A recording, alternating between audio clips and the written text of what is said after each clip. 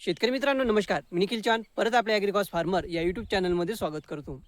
मित्रांनो, येत्या काही दिवसांमध्ये कापूस पिकाच्या लागवडीला सुरुवात होणार आहे, ज्यामध्ये आपले बरेच शेतकरी बांधव कापूस पिकाची लागवड करणार आहेत.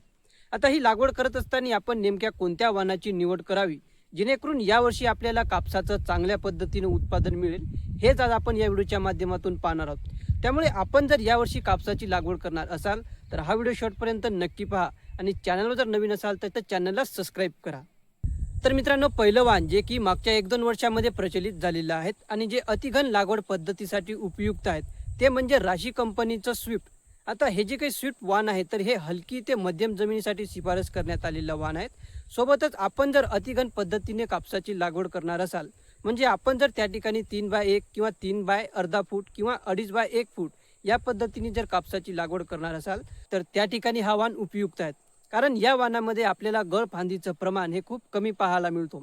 सोबतच हे वाण 2 ते 3 वेचण्यामध्ये फुटून जातो. त्यामुळे आपण कापूस काढून त्या ठिकाणी गहू किंवा हरभऱ्याची पेरणी सुद्धा करू शकतो.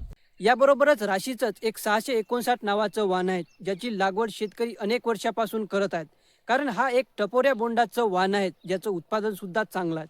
पण या वाणामध्ये आपल्याला एक समस्या पाहायला मिळते, की या वाणामध्ये आपल्याला कीड व रोगांचा प्रमाण थोडासा जास्त पाहायला मिळतो. त्यामुळे जर आपल्यापाशी फवारणी करण्याची व्यवस्था असेल, जर आपलं नियोजन चांगलं असेल, तर त्या ठिकाणी आपण या वाणाची लागवड करून चांगल्या पद्धतीने उत्पादन मिळवू शकता.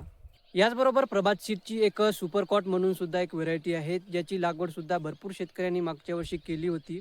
तर या वाणाचा कालावधी आपल्याला जवळपास 150 ते 160 दिवसादरम्यान पाहायला मिळतो. जो काही सुपर कॉट वाण आहे तर हा थ्रिप्स आणि पांढरी माशीला सहनशील असा वाण आहे.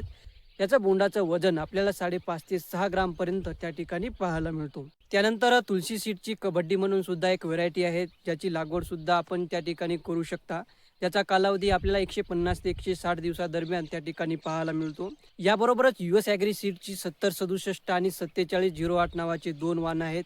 याची सुद्धा लागवड आपण आपल्या शेतामध्ये करू शकता आणि चांगल्या पद्धतीने उत्पादन मिळवू शकता. याबरोबरच मागच्या वर्षी आपण सांगितलेली आदित्य सीडची मोक्ष आणि श्रीकर कंपनीची जय हो या वाणाची सुद्धा आपण लागवड आपल्या शेतामध्ये करू शकता.